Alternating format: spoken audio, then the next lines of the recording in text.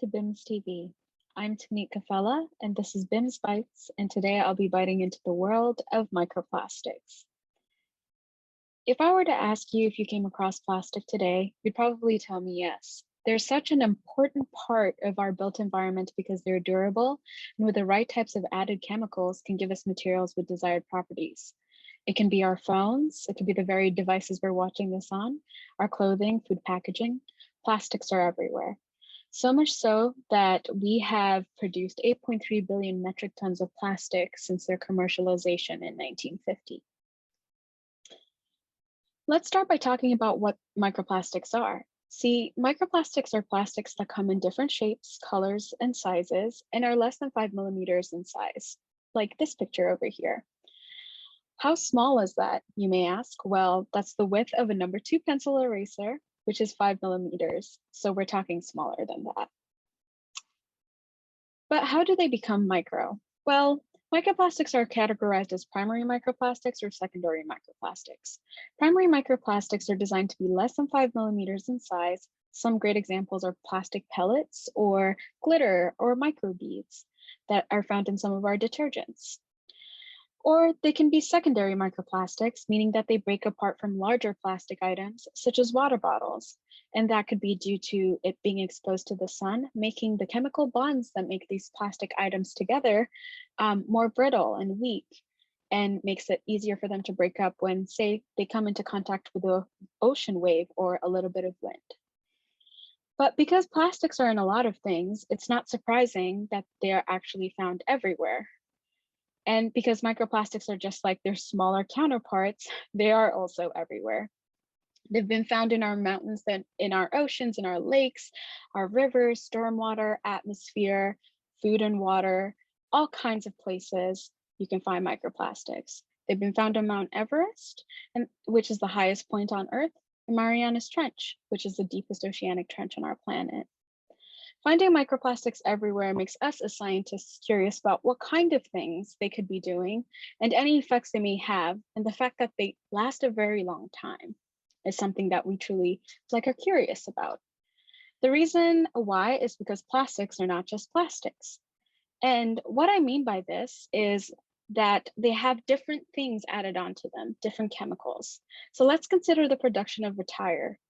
As oil and coal is refined, a compound known as naphtha is produced, which with the addition of natural gas creates the small units known as styrene and isopropene that's needed to create the synthetic rubber or the plastic that we use to make tires. But you have different chemicals, also known as additives, that are added to make the tire more durable, malleable, and usable for a driving car. And when we drive said car, microplastics are produced. And as a reminder, those microplastics are essentially these larger plastics, just smaller, and they too come with all these additives and chemicals. Some of these additives, just like the plastic item itself, can also transform. And they can transform when they're in the environment and create harmful byproducts, which in turn end up in our environments and can have effects like harming organisms like coho salmon. But how would this affect the food web? Well, let's think about it this way. So just as I had mentioned that the plastic itself isn't just plastic, it has all of these chemicals in it. It can also come across some pretty gnarly things as it's moving through the environment and have these different chemicals stick onto them. So let's say a plankton consumes these microplastics and then a small fish eats the plankton and it has these toxicants that are coming off of these plastics inside of it. Then a larger fish eats it and then we eat it. A process known as biomagnification may happen, where you have this concentration of a toxin in the tissues of these organisms at higher levels up the food chain. And this might actually have health effects on us. So what can we do?